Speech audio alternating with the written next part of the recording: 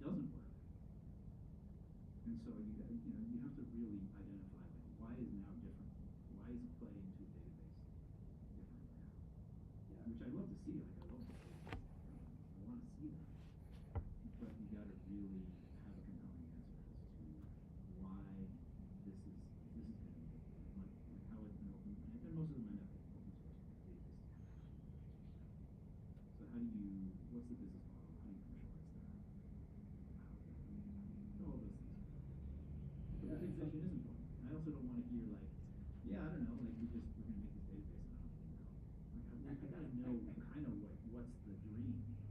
Dream big. Venture only works when the companies that we invest in get really, really big. Like that's the deal. It's like you sign up for that. Signing up to take money from a VC company is signing up to go for the moon, like really try to grow a company very, very big. And that's the only way the math works for a fund, a VC fund, is that most of the companies are going to fail.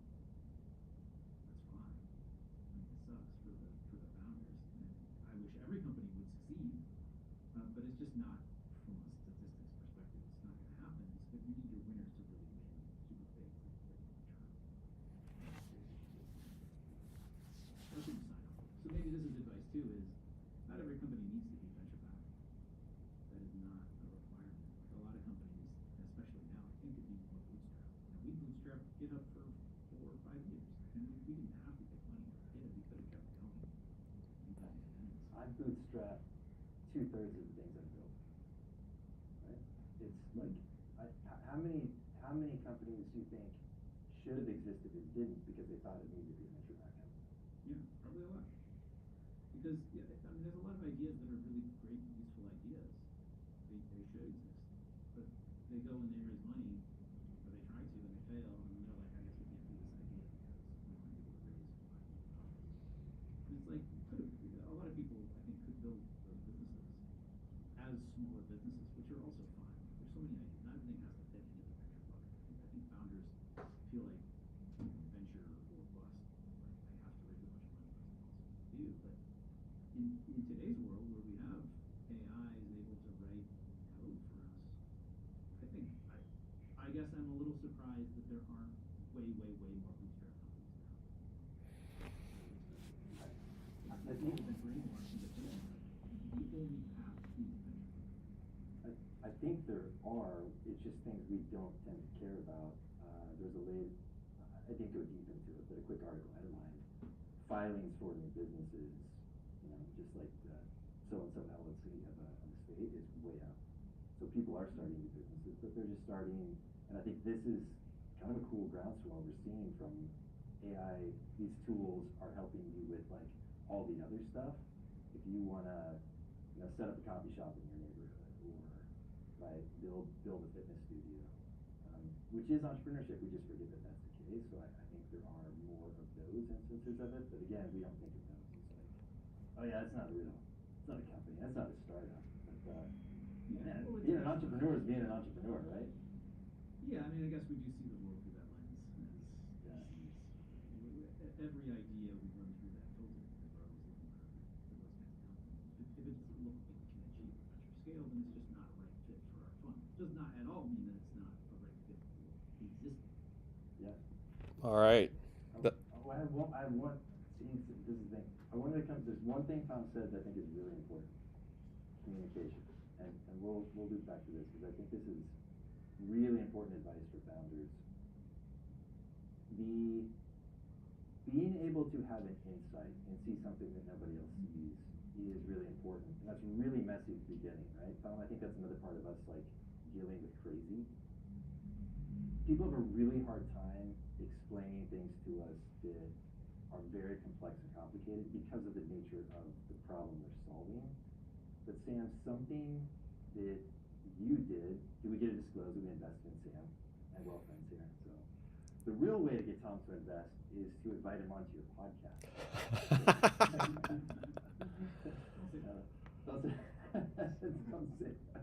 Actually, the investment happened first. The podcast. I think the podcast is a testament to how operator friendly you all are. That Tom is spending all this time on the podcast. So. Yeah. Well, that was.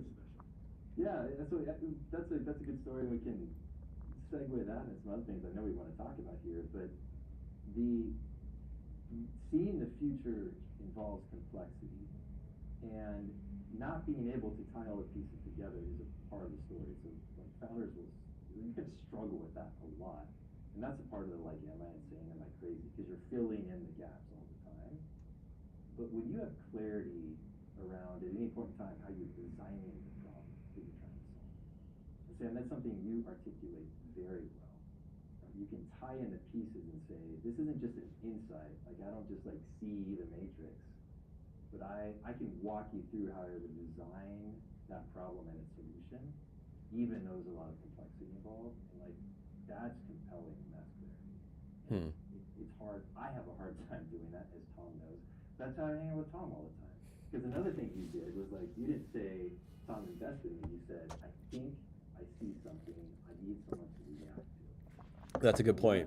I want to bring this thing to someone who can actually help me refine what I see, fill in the missing blanks. And you're like, hey Tom, let me show this thing, right? So you get most of that. Yeah, I think that's. And then we did that for a while. That's a and that's a good insight. We've talked about this before, Jason. I really like conversations that are more like let's brainstorm how a thing might. Here's a show me a kernel of an idea. It's like I have this thing. I think it's cool. I think there might be something cool. I'm not exactly sure. And then it's like I think many of us are that kind of people that we love to come up with solutions. We're all problem solvers. Many of us that come from entrepreneurial backgrounds. We're in it because we love solving problems. Really, fundamentally, down deep. I think that's what many of us really love to do day to day. It's like that can look like many different things. But if you get me hooked into a like let's solve problems together kind of a mindset, then I become more interested. And Versus just like trying to understand exactly how you're trying to approach a whatever. It's like I want to hear the what if. right. What if something was possible? What if we could do this thing? What if this thing were true? And that's what happened with Stripe. What would that unlock? That was the early days of that relationship. Sounds like. Exactly. And that was a really easy what if. It's like, what if anyone could take Amazon if it was not at all a thing before Stripe? It's like, well, the answer to that is a mind-boggling, utopian future that is super awesome. Yeah. If you can boil it down to the answer to the what if can be that simple. Sometimes it takes some time to get there. Not everything is quite that easy. But many things can be. Look at like a GitHub, for instance. What if anyone could put code online without a bunch of hassle? You're like, well, that would exist. I think a lot of things can be crazy. We'll often try to get founders. We'll like, they'll send us a pitch and we'll be like, just complete this sentence. What if?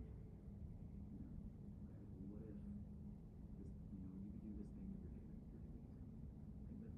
It's got to then, like that what if has to be really compelling. And I think the best ideas, we should have that. Right.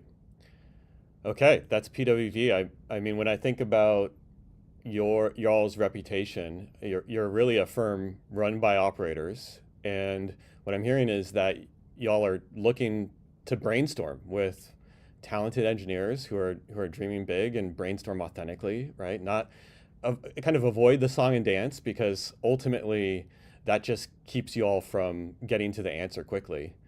And if something's meant not to be funded at the VC level, y'all aren't looking to force an outcome. You just want to have those conversations, have those interesting conversations about what the future might look like, and come alongside founders to support them in building that future. Yeah. Hey, you are our target market. So if you say it's true, then it's true. Yeah, I mean, it's like, if that's your experience of us, then phenomenal. Because that's yeah, absolutely. All I can guarantee is we will be curious and we'll be honest. right. Right. Well, I don't want to. I don't want to sell you all too much, but I can say I've really enjoyed the relationship and the time working together as a portfolio company. I think just getting investment from operators is so different than investment from your typical VC. So it's been valuable for me. All right. Thanks, Tom. Thanks, David. Thank you.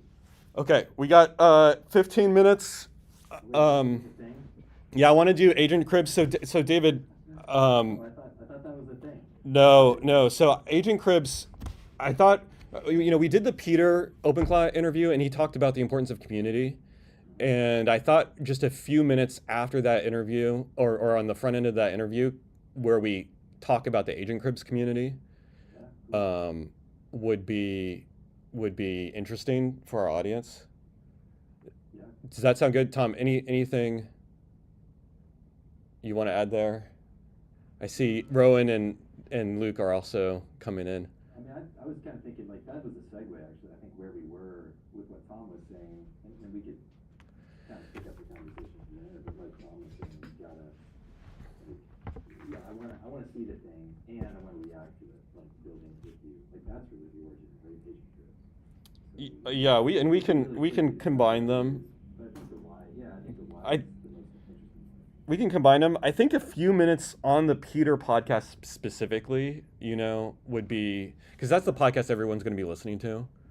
Okay. So I kind of have this vision for like a 5-minute clip about Agent Cribs in particular, or just the PW, however you all want to brand it, like the PWV community. Um, Yeah, I think the real talking about it's a PWV developer community. It's a home for the modern. right, It's a community for the modern hacker. right. And then yeah, what to expect there. I mean, it's Ro- Rowan or Luke, were you wanting to add anything before we? No, not me. I just wanted to mention I was going to cut the recording and start again just for naming purposes. But Okay. we're running again, so Great. we're ready. The only notes I had I was looking through Rowan. I think it should be. I mean, all three of us were part of Agent Cribs. We could talk about the transition there, but I kind of go back and forth between Tom and I, and then you as well, Sam. Kind of how you were working, what you were seeing. Right, so Agent Cribs isn't. It's a PWV thing. You're involved. We could go, and I think the why could be just between Tom and I. And I mean, actually, Tom created telling the story of what we used to. So I think just splitting airtime between us two. Sam, why don't you do that? Sure. Okay. Because a lot of times I'll defer to Tom in a good way because I know he's kind of the authoritative voice on things. But we'll kind of loop you in. Okay. And I want to do actually two intros. One is PWV general, which we might fold into the previous clip, and then the other is community and Agent Crib specific, which I'm thinking is more applicable for the Peter OpenClaw episode. So I'll start with PWV. So okay, Tom, you have a reputation of being founder friendly, and when you got your secondary money from GitHub, you turned around and started investing it into founders. Can you, and it seems to be one of the reasons you're doing this podcast. Is that right? To give back to the engineering and founder community? Yeah, I'd say I've always felt really strongly about giving back. Maybe a lot of it goes back to open source. I love the concept of open source so much. And part of that is this idea that we all live on the shoulders of the giants that come before us. Open source is really an amazing manifestation of that. None of us could build any of the stuff that we build without all of the open source that is available to us. And I think building a company is the same thing. None of us can go out there and be entrepreneurs and build amazing companies without all of the other amazing entrepreneurs out there that we run into through community. And so for me, building communities, everyone on GitHub now, is also very important at PWV. Building these communities so that our portfolio companies can really learn from each other. There's so much, and I've been investing for 14 years. I have portfolio companies across this whole span, and they can learn from each other. The ones that are further along can be mentors to the ones that come before them, or some of the younger ones, they live and have grown up in a different world where marketing works differently. They can actually bring fresh insights into some of these more mature companies and say, like, here's what we find works today that maybe you are not seeing because you have processes of people and things work at a different speed. And so they can both learn from each other. And then I'd love to include a broader community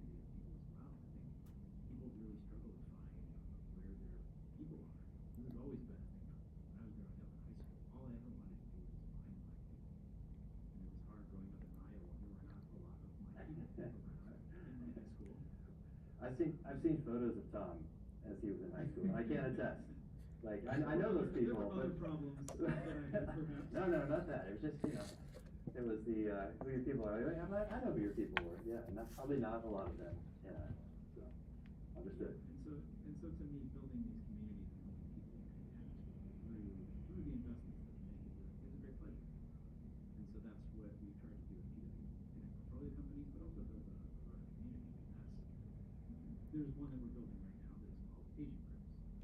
And this really has to do with how do people become productive with AI? Because there's a million different ways to do it. And you see a lot of hype on X or whatever your social media platform is that you look at, and it looks like people are being very productive, but you never get details. And so we really started this community, Asian Groups, to be a showcase. Like, what are people actually doing? What are people building? What are their workflows? Show me your workflow. Don't show me what you're building. I don't want to see the output necessarily right away. Like, I want to see the process. I mean, maybe show me what you're capable of doing with it, but then show me how. That's the key.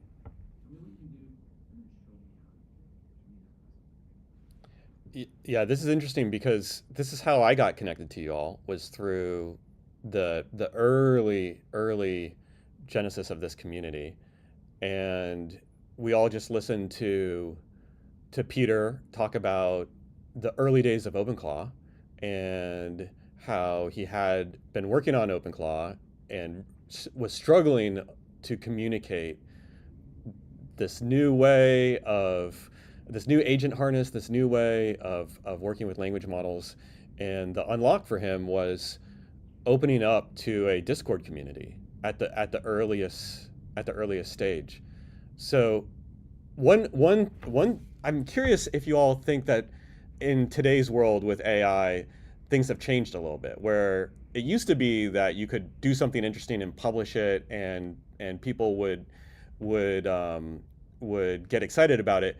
Now there's just so much noise, so much getting published every day that it seems like you almost need to engage with the community, where the community can come alongside you and almost vet your work or vouch for the thing that you're doing as authentic, and like, hey, if you actually use OpenClaw, you can actually it can work. You can actually, this is not vaporware. Or like, if you use this tool, like I've been using this tool that Wesley built or Jesse built. I mean, these are both people in our community, and I know that it works when I write code, and it seems like there's this new value in community and importance in community. Are you all seeing the same thing? Oh, yeah, and that's been true for at least a decade. And Tom could tell more stories of, I mean, early GitHub marketing was as simple as like, tell people you're hanging out and throw a meetup after an event, and like, just everybody would talk GitHub and show what they're working on. And those are the marketing days. And those are Tom's stories to tell. But he compares that often to, and we've all seen it, just like once a category becomes a thing, everyone's kind of flooding that with information, and it's harder than ever to go to market, right? Just like hands down, and all the channels are busted, right? Everything is some kind of weird silo vector chain where like you just can't fight the algorithms. So you could play those games, you could become the best, right? Like most influencers over here on X, or you could really master the art of Hacker News. Man, that's hard. That's a hard game to play. So absolutely, I think we've done this. I mean, this is where Tom and I started building together in 2014 with Redwood. Twice a month, we get on a Zoom call with like, I don't know, 8 or 10 people, and just start working together and build. I mean, the resource you need is other people, right? Like founders come to VCs for, like the stories and patterns we've seen, founders come to VCs for money, right? But like, what's one of our superpowers in supporting people? Other founders. You bring me a question, Sam, and I'm like, oh yeah, I know a guy, and I'll like loop you over here. We're routers is what we really do, but you've got to be able to like build those relationships and have a small group of people. I don't love Discord, but that's a great example of like one tool you have to build community.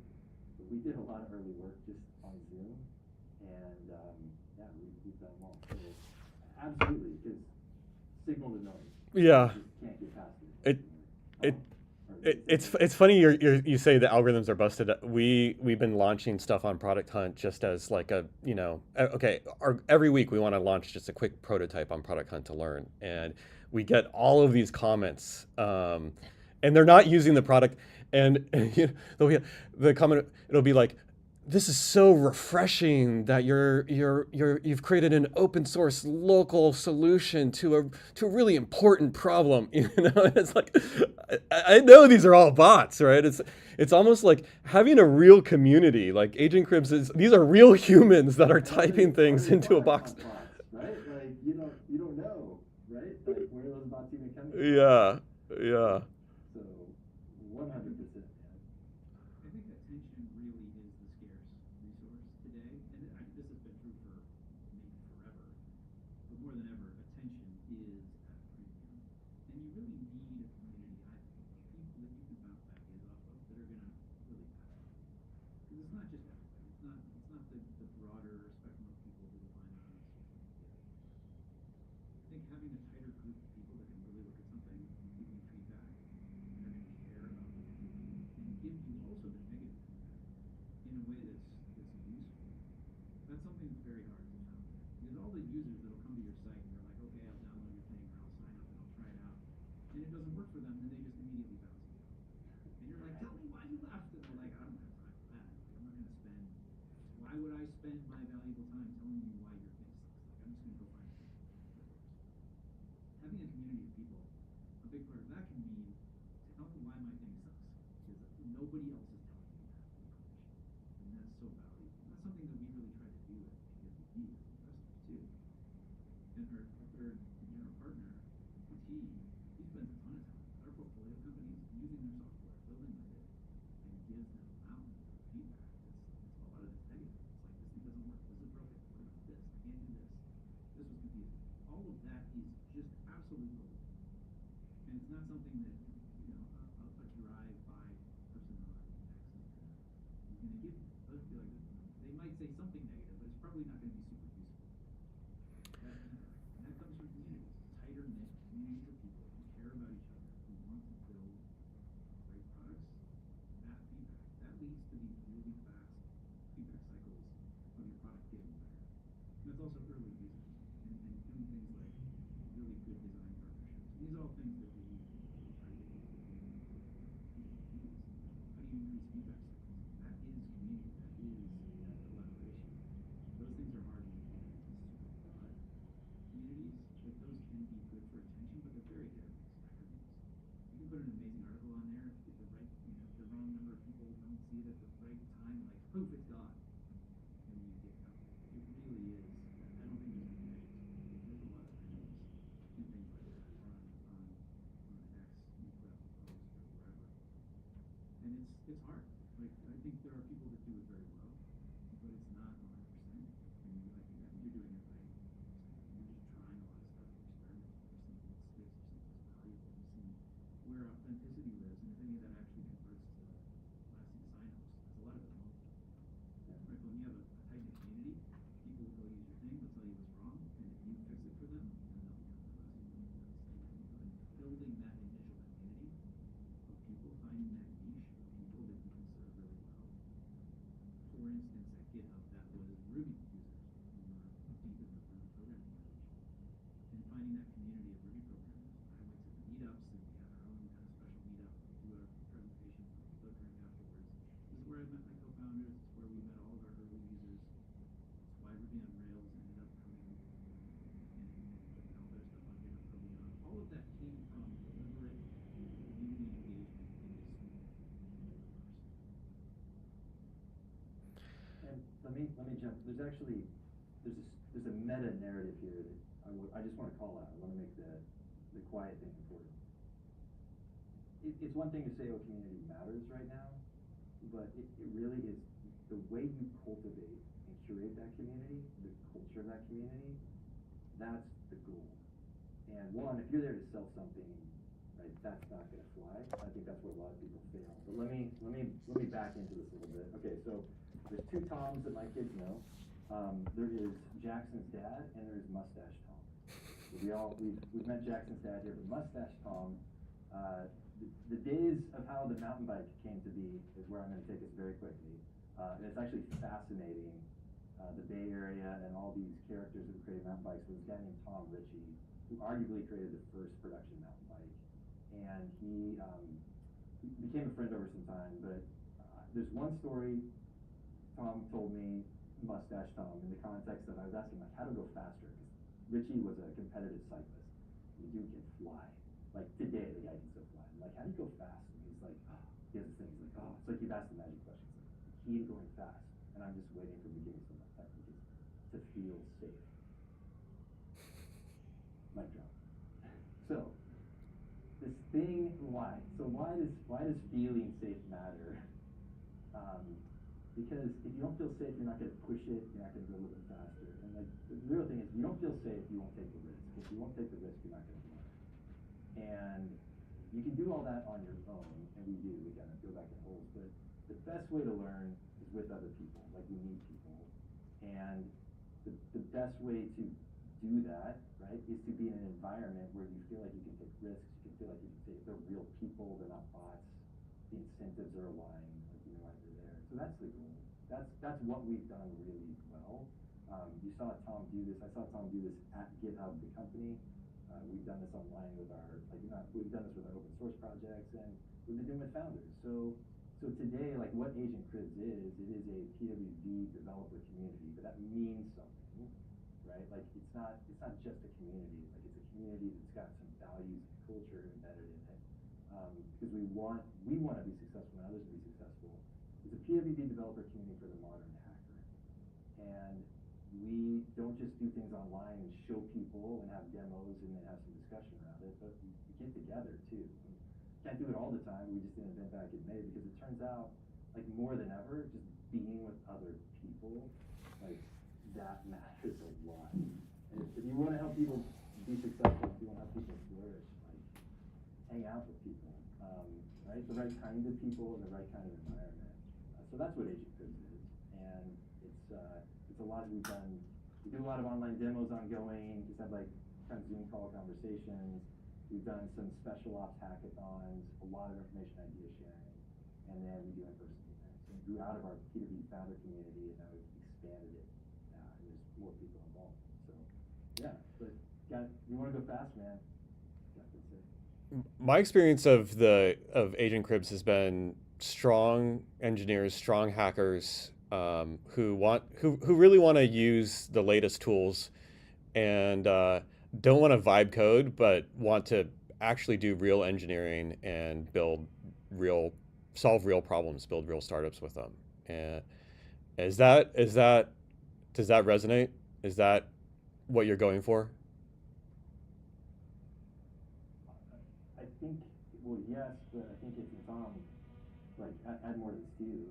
Yes, because we're also trying to go fast. Like, Tom and I, like, we're building, we have questions. Right. When we go seek people and look, like, those are the kind of people in our community that we reach out to. And also, we've talked about this before, but people respect Tom and Tom's opinion. So those kinds of people like you, Sam, like, you know, like, oh, if I could show Tom what I'm working on right now, like that's going to be gold. I'm going to get more signal and higher value from the experience.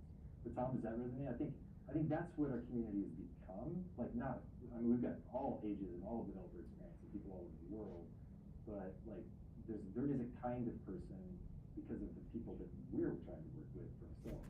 Does that resonate? Yeah, the origin for me was there's a million ways that you could hold the tool of AI. How do we do it responsibly? How do we build great software?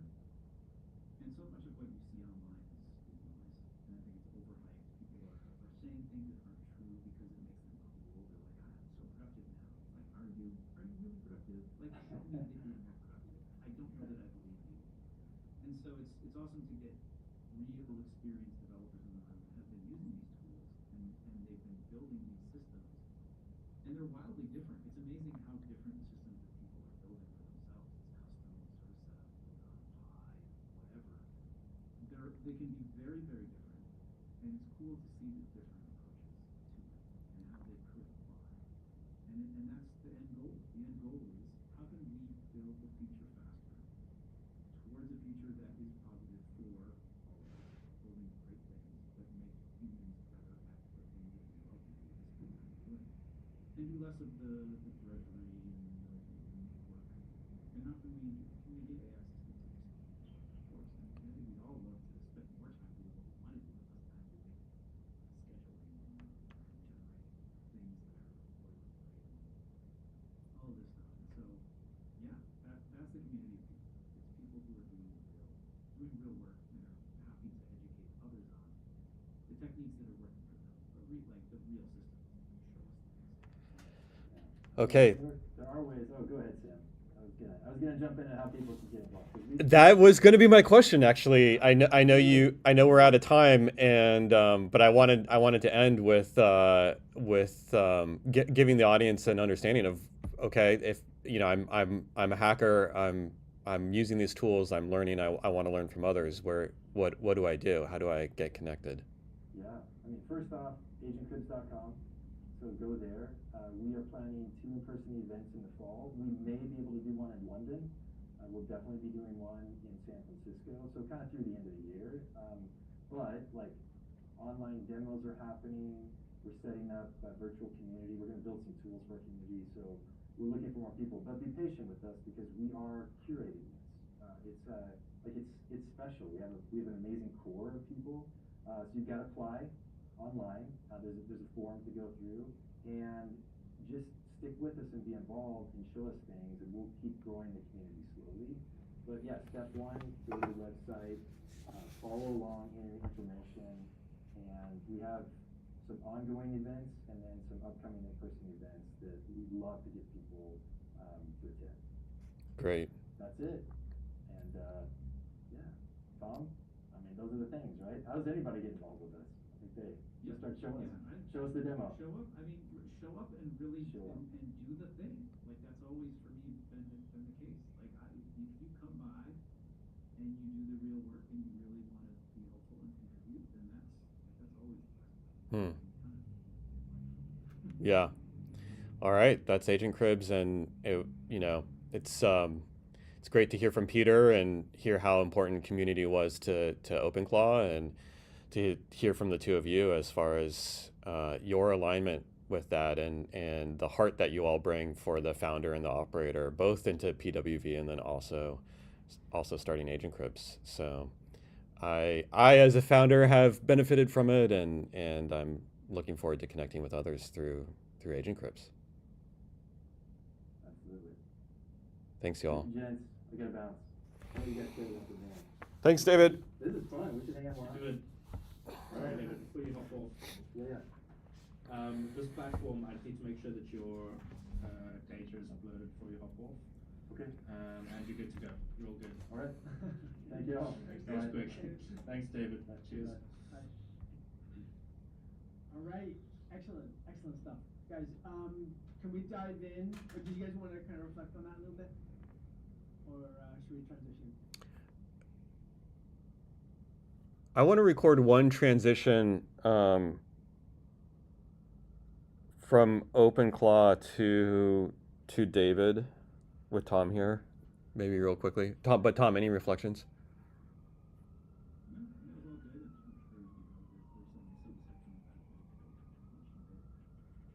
What was that? There will be a lot of, they will be edited down to something very short. Yeah. That's great. I think there's a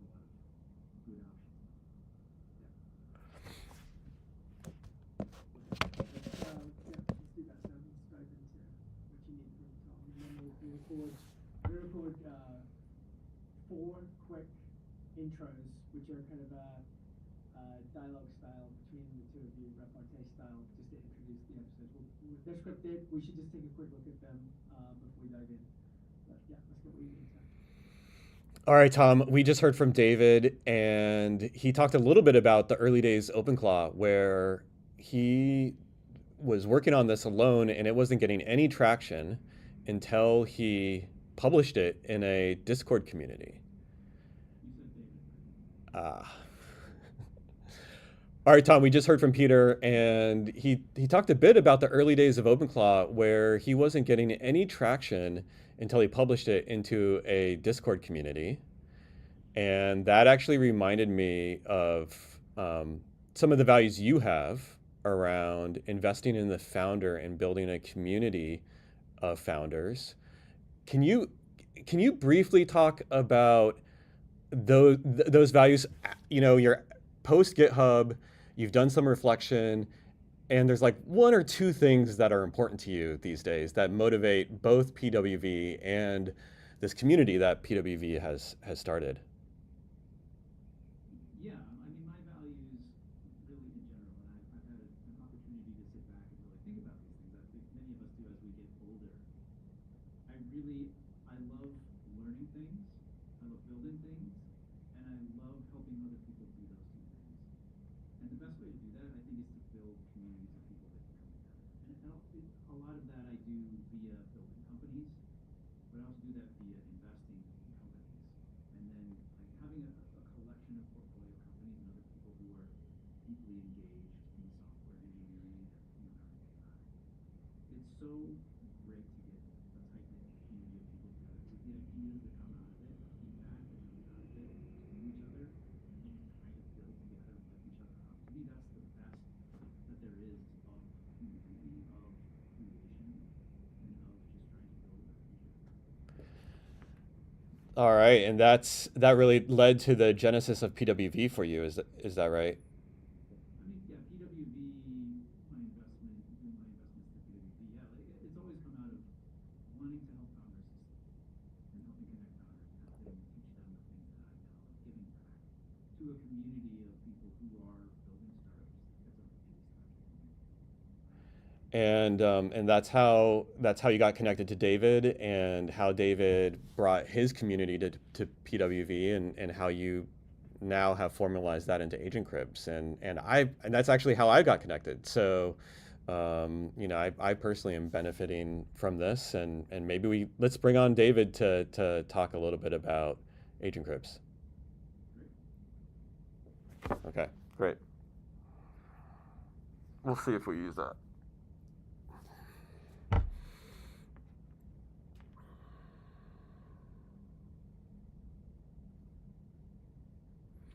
Okay, Rowan, you want us to do the... Yeah, if we go to the V2 that I shared in Slack,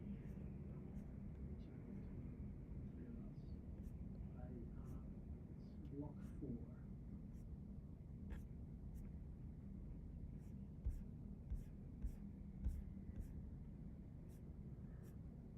Block 4.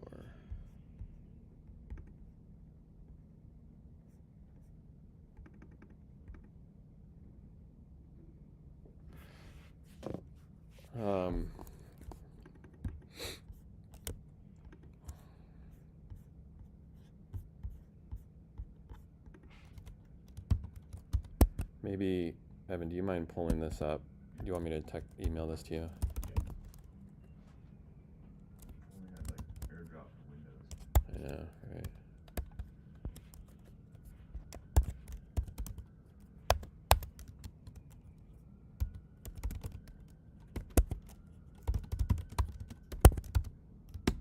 I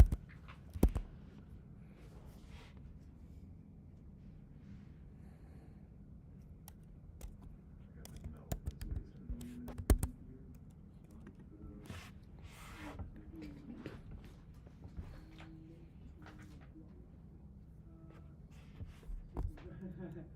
Yeah, there's 3 of them, and the goal is to capture them in as fast as we can.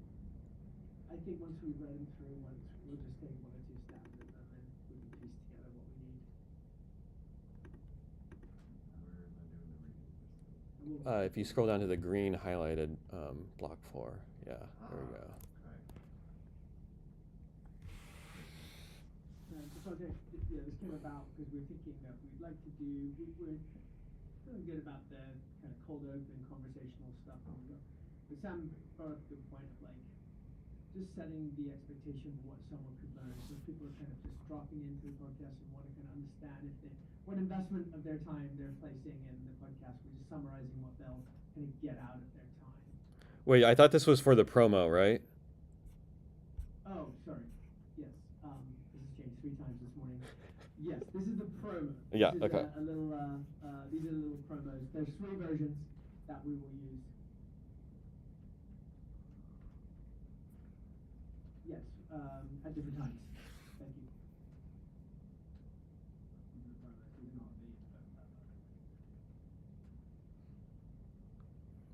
Can you make it a little larger? I don't know why my eyesight's blurry today. It happens. Okay. That big. Okay, Tom, you see version 1. So this will be like a 30-second promo reel when we launch the podcast. Yes. Baseball bat.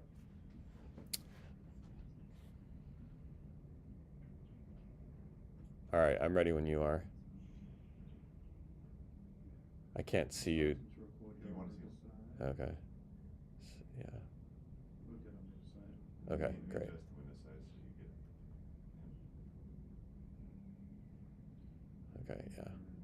Here's your eye, don't shoot. Great. Hold up. Our agents now write code faster than we can review it. And everyone has a hot take about what to do next. So we built a Sorry, let's do that over. Our agents can now write code faster than we can review it. And everyone has a hot take about what to do next, but nobody's showing their workflows. So we built a show to cut through that noise. AI Worth Using is where vetted top engineers screen share their actual setups. Live installs, real configs, nothing staged. The guest installs their tool on my machine, I learn it on camera, and you leave with something you can calculate. Wes McKinney, the creator of Pandas, runs 150 automated code reviews a day through an adversarial pipeline he built himself. He shows us the queue live. Jesse Vincent's Superpowers is the most used engineering skill library on Claude Code. 1.7 million clones in 2 weeks. He walks me through the install, ending with a working product. And Harper Reed, former CTO of the Obama campaign, demos Test Kitchen. It spins up multiple parallel implementations and lets adversarial judges pick the winner. I'm Tom Prestonwerder. I co-founded GitHub. And I'm Sam Odio. I shipped AI and Facebook at Dropbox. No sponsored takes and definitely no vaporware. AI worth using. New episodes bi-weekly. AIworthusing.com. Are we going with bi-weekly? Sometimes we say weekly and sometimes we say I know. I've got both for safety. Yeah. But let's stick with bi-weekly for now. Okay, okay. You said you shipped AI At you said that Facebook. last line weird. At Facebook, at Dropbox. But that's okay. We'll go one more. I think Okay. that's good.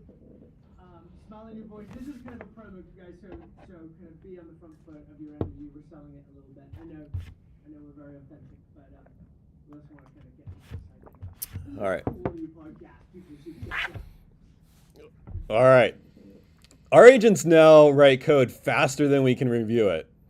And everyone has a hot take about what to do next, but nobody is showing their workflows. So we built a show to cut through that noise. AI Worth Using is where vetted top engineers screen share their actual setups. Live installs, real configs, nothing staged. The guest installs the tool on my machine, I learn it on camera, and you leave with something you can calculate. Wes McKinney, the creator of Pandas, runs 150 automated code reviews a day through an adversarial pipeline he built himself and open sourced. He shows us the queue live. Jesse Vincent's Superpowers is the most used engineering skill library on Claude Code. 1.7 million clones in 2 weeks. He walks me through the install, ending with a working product. And Harper Reed, the former CTO of the Obama campaign, demos Test Kitchen, a tool that spins up multiple implementations in parallel and lets adversarial judges pick the winner. I'm Tom Prestonwerder. I co-founded GitHub. And I'm Sam Odio. I shipped AI at Facebook and Dropbox. No sponsored takes and definitely no vaporware. AI worth using. New episodes bi-weekly. AIworthusing.com. Very nice, guys. I'll just have you re-say that line. I want to create a little bit of separation. I'm Sam. I ship AI, Facebook, and Dropbox. Pause. no sponsor takes, definitely no vaporware, AI worth using. There should be more of a pause there. Okay, no pause between vaporware and then Tom, but pause between Dropbox and no. Is that what you're saying? Dropbox between Dropbox and yes. I Okay. understand that. Yeah, go ahead. I'm Sam Odio, and I shipped AI at Facebook and Dropbox. No sponsor takes, and definitely no vaporware. AI worth using. New episodes bi-weekly. AIworthusing.com. Thank you very much. Let's move on. Yeah, we'll just record the rehearsal. Let's just go for it. Tom, there are great podcasts about the business of AI, talking about frameworks, predictions, founder stories. This is not one of them. I'm Sam Odio. Machine. If it breaks, you can go. Wes McKinney, our first guest, created Pandas, the library running under most of the world's serious Python data engineering code. On the show, he demos RoboRev, an agent that reviews every line of code his other agents write before it ships. Jesse Vincent created Superpowers, the community's most used coding skills framework. He demos it with me as the student. And Harper Reed, the former CTO to a US presidential campaign, shows us Test Kitchen. It runs 5 versions of your code simultaneously and lets agents fight it out to find the best one. Plus Naveen Jain, Logan Kilpatrick from Google AI Studio, and Peter Steinberger, the creator of OpenClaw. We're dedicated to making AI tools more accessible, and we're using the exact tools we demoed to build our next company in public. Watch us do it at watchmepivot.com. One more for.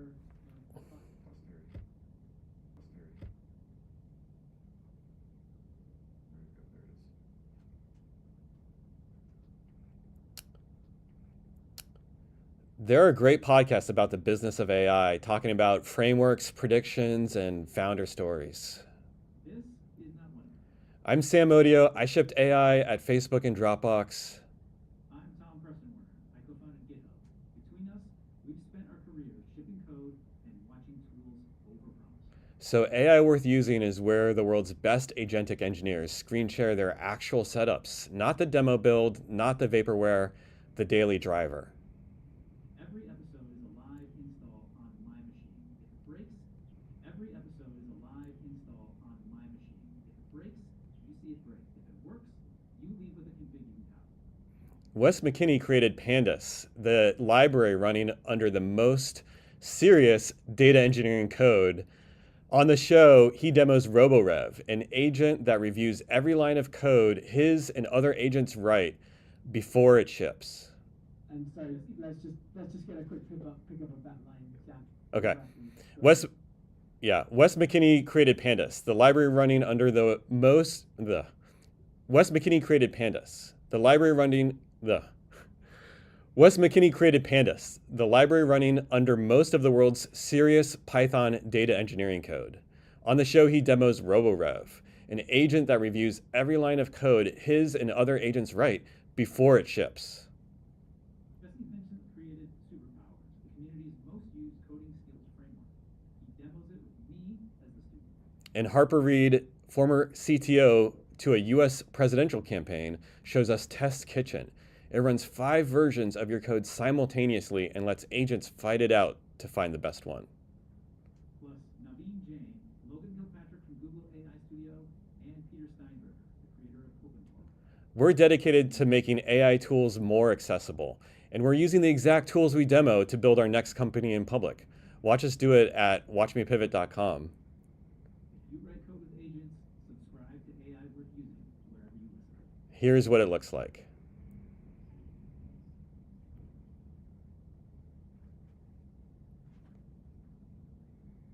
Cool. Let's move on. Redo that line. My Evan here is saying I should redo one line. Watch us do it at watchmepivot.com.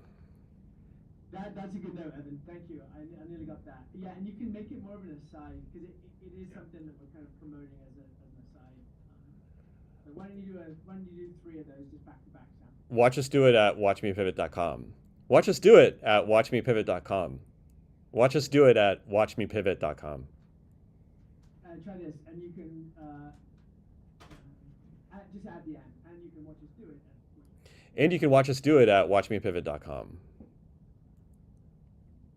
Got it. We know.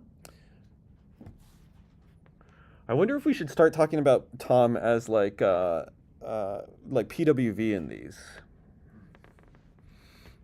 I assume, Tom, you would want like that, you know, in addition to the GitHub or. Yeah, I guess it would be useful to say I co-founded GitHub or whatever it is that I say, and now I invest. Yeah. Let's add it to